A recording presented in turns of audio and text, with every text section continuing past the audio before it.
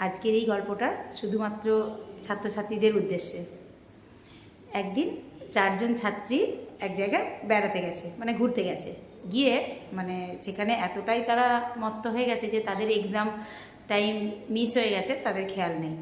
তো পরে স্কুলে এসে টিচারের কাছে তারা অজুহাত দেখাচ্ছে, স্যার আমরা একজনের ঠাকুমা অসুস্থ ছিল, দেখতে গেছিলাম, তো ফেরার সময় আমাদের গাড়ির চাকা পাংচার হয়ে গেছিলো, ওই জন্য আমরা এক্সাম ঠিক টাইমে আসতে পারিনি।